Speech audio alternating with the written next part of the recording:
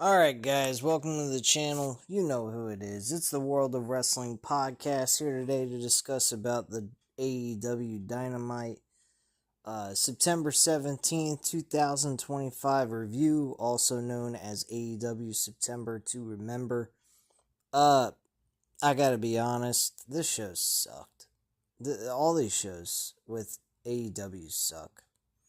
They're only worthwhile is their pay-per-views, and that's about it, man. I mean, Kyle Fletcher and Adam Page, excellent promo work by both guys. They did a fantastic job together doing this.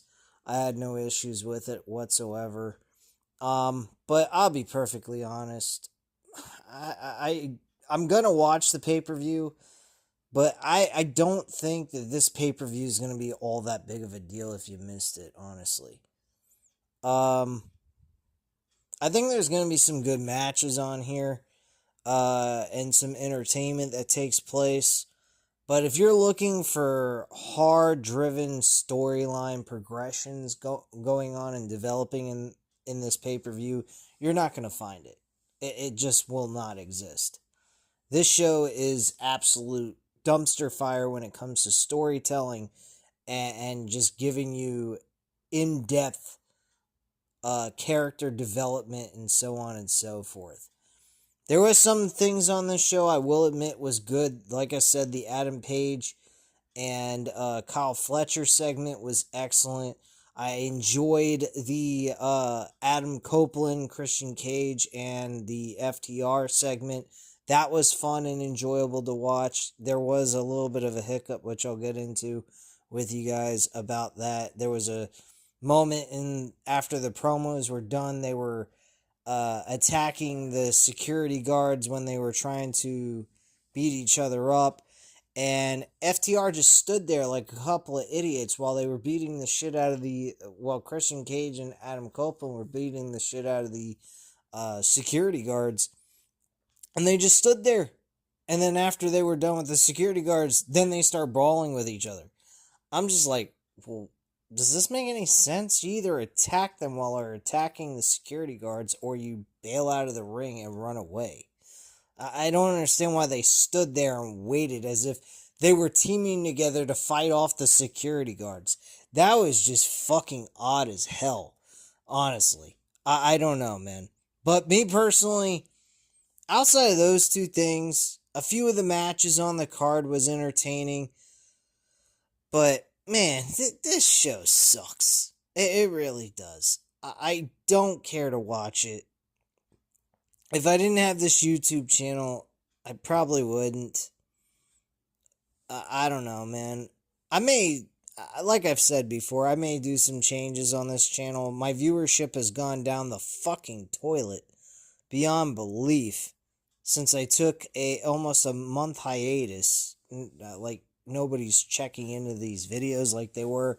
I was at least getting over 100 views every single time, and now I've dropped down to dog shit, even though I haven't lost any subscribers, which I'm thankful for. But I mean, I'm not getting any kind of viewership on these videos either, so I don't know, man. But I will admit, I'm not very consistent with this stuff every single week because of life and just me being burnt out from what I do as a full-time worker for the employer I work for. And it just burns me the hell out, and I sometimes just don't feel like talking. I'm just tired and exhausted. But that's what you get for not being consistent, and I understand that, and I get it. That's why this is just a hobby to me. But to be quite frank with you guys, this hobby is starting to become just a chore. It's not even entertaining or fun to do anymore. I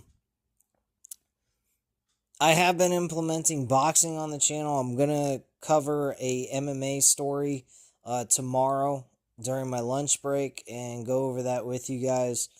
Since I know for a fact people are interested in the UFC.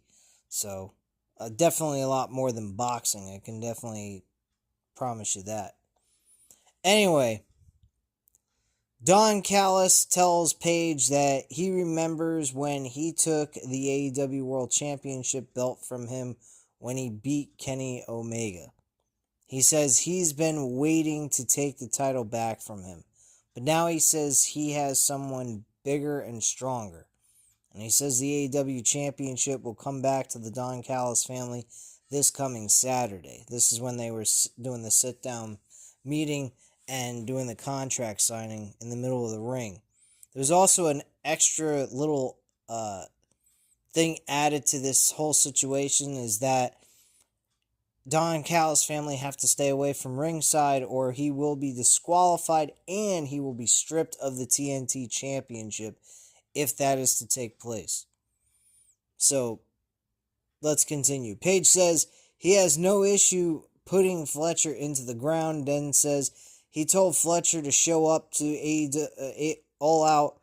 their all-out match alone because he wanted to see what he can do. He says if Fletcher wants to be an AEW World Champion, he will have to carry that responsibility and be worthy of it. He says in their contract it explicitly states that he will be stripped of the TNT Championship if Callis or any other Don Callis family member interferes. Fletcher says Page could have put any other clause in their contract and he would have still signed it. And Page's current clause changes nothing. He says he's still the best wrestler in all of AEW. And he will fulfill his destiny when he becomes the AEW World Champion on Saturday. He says AEW no longer means Omega, but him. Okay, hold on. He says AEW no longer needs Omega, but himself then signs the contract.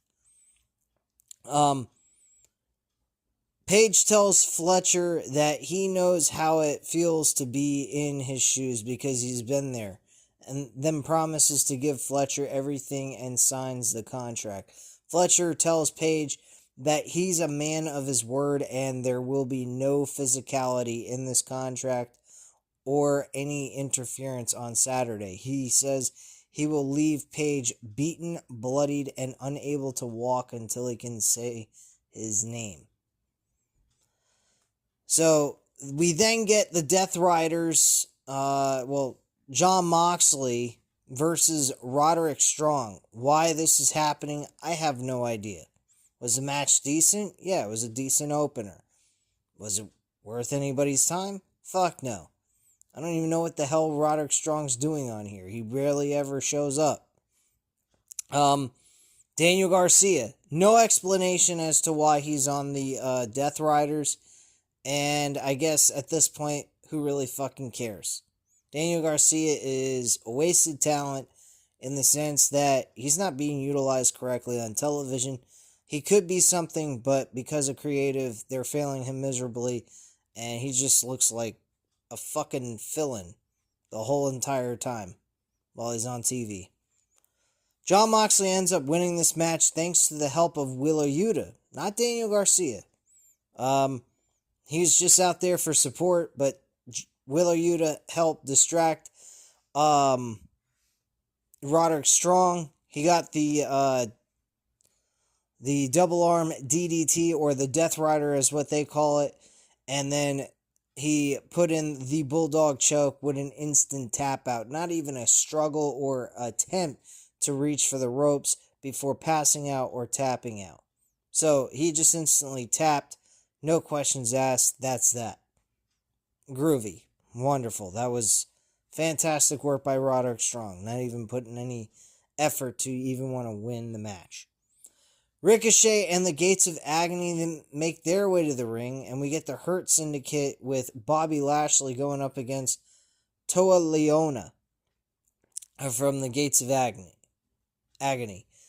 We have a one-on-one match. Bobby Lashley wins this matchup. After the match is over, the Hurt Syndicate begins brawling with Ricochet and Khan. MVP actually hits Ricochet with a brutal punch to the face, I believe. He also hits Ricochet with his cane before Ricochet is sent crashing out of the ring along with Khan and Leona. So, there you go. Next, we get Christian Cage and Adam Copeland meet with the FTR and Stokely Hathaway. Tony Schiavone introduces Copeland, Cage, FTR, and Hathaway. They all make their ways to the ring, with FTR and Hathaway bringing an army of security guards with them. Schiavone says there will be heavy fines for any physicality, but Hathaway grabs the microphone from him and says he wants to reiterate that it will be a $100,000 fine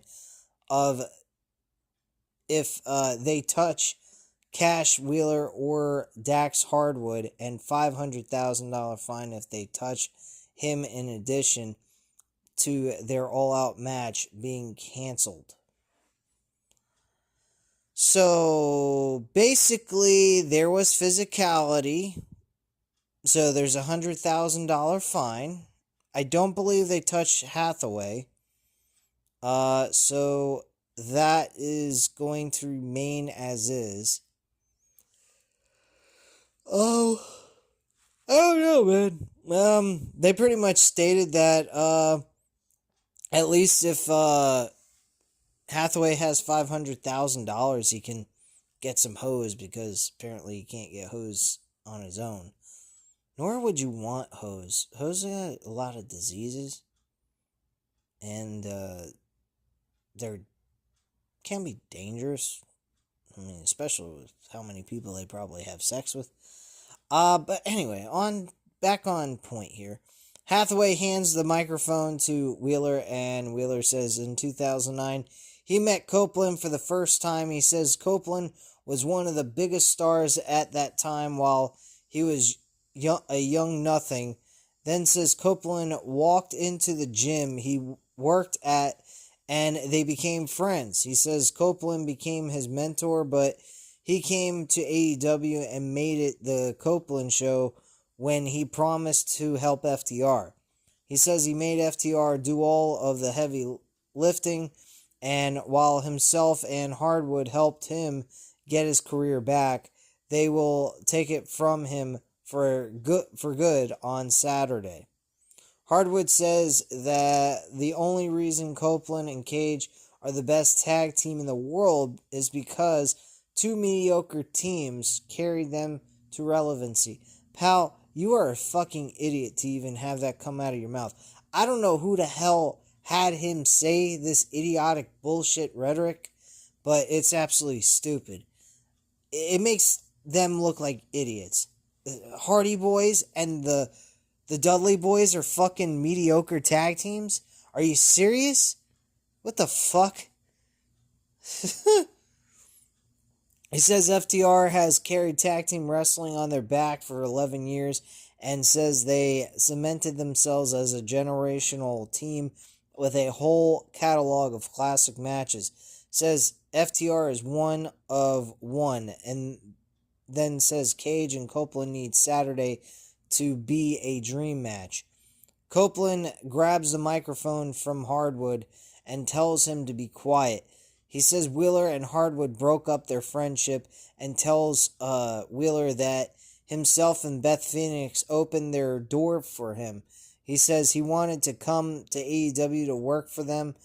They then says while FTR were just starting out, himself and Cage were revolutionizing tag team wrestling.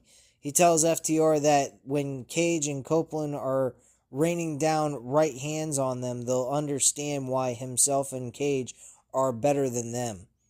He also goes ahead and says that we helped revolutionize a match that got turned into a pay-per-view, which is no fucking lie. That's the truth. Cage says that $100,000 means nothing to him because he's rich, and then begins brawling with FTR and the security guards alongside Copeland. And that was pretty much what happened there. We then get the Young Bucks versus the Bang Bang Gang in an AEW World Tag Team Championship 4-way qualifying match for All Out. I can only imagine who won this match.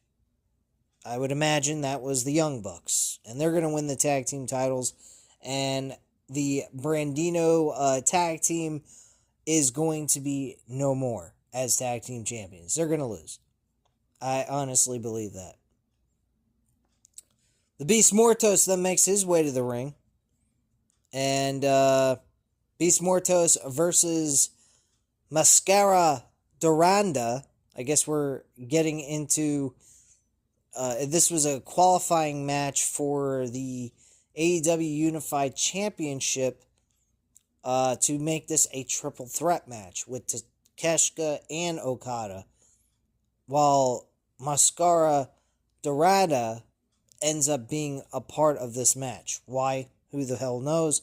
And honestly, who the hell cares? So after the match, Okada comes out. He makes his way to the ring with Don Callis' family. Takeshita then joins the pair on the entrance ramp and stares down Okada, but Dorada lands a crossbody off the top rope to level Okada on the outside. We next hear from Toni Storm. Toni Storm then appears on the entrance ramp and says she's the AEW Women's World Champion. But she doesn't know how much longer she can hold on to the title. She says she's lived every day as it was her last and slayed both belt collectors and forever champions. She says AEW is where the best wrestle, and if a wrestler isn't willing to put their life on the line, then they aren't worth anything. She says she's now risking it all for the 3 women worthy of being the AEW Women's World Champion, and if it's the end of her reign, then it's been the honor of her life, but they will have to do everything in their power to keep her down. Jamie Hayter joins in, and joins Storm on the entrance ramp and says she's not a fan of the spotlight. She says Storm can keep that, but the spotlight won't look as good without the AEW World Champion. She says she never forgets. Storm invited her into the match, and she hits hard.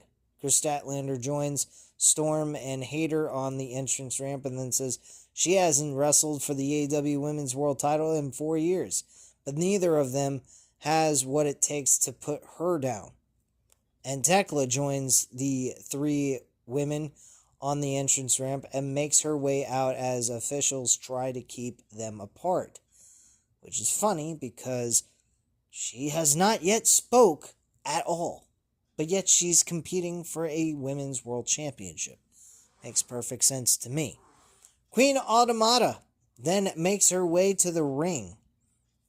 We get Tekla and Queen Automata in a no-holds-barred match. To end the show, Tekla ends up getting the win. And after the match is over, Tekla grabs a microphone and tells Toni Storm, holy shit, she actually did speak. I just didn't catch it because the show is cut off because they were moving into the 3rd hour. And I'm not sitting there watching 3 hours of fucking AEW Dynamite. Or whatever the fuck you want to call this shit. Tekla grabs the microphone and tells Toni Storm she can stop looking because she's right here. Storm runs down to the ring and fires off right hands on Tekla. But Jamie Hayter runs down to the ring as well. Chris Statlander pulls Hayter off the apron, but Julia Hart and Sky Blue run down to the ring to beat down Storm. Wheeler Yuta emerges at ringside to talk to Statlander as he looks to continue recruiting her into the Death Riders while Hart and Blue pull Tekla out of the ring before Storm can clock her. Hayter looks to the blind side, Storm with the right hand, but Storm spots her, and officials run down to the ring to keep Storm and Hayter separated. And that is pretty much all I'm going to cover here on this channel, because I'm not sitting through 3 hours of this mindless bullshit any longer. 2 hours is my limit with AEW Dynamite. I'm lucky I even give WWE Monday Night Raw almost 3 hours of my fucking time. I generally, since the NFL has started, I've been generally watching the NFL Monday Night Football games over the WWE Raw events, and then watching the Raw events right after the game is over, and then reviewing then the next day. I review it the next day regardless, even if I watch it live. And so on and so forth. So that is your review, guys. This is shit. Okay? Outside of the FTR, Copeland, Cage interaction, the opener to the show with Hangman Page and Kyle Fletcher, the rest of this show sucked. We got little tidbits of hyping up the matches between Darby Allin and Jon Moxley, and then we got also the hype up of Mark Briscoe and MJF. I think those two matches are going to be entertaining. I liked the one segment where MJF is in the office of Tony Khan. You don't actually get to see them talk, which I find absolutely idiotic that you don't see Tony Khan actually talking to anybody. It's like as if they're talking on a microphone or pre-recorded shit. I don't know, man. I just think it's absolutely retarded. But he pretty much said, I'm a professional wrestler. I'm not some backyard low-life trash bag wrestler.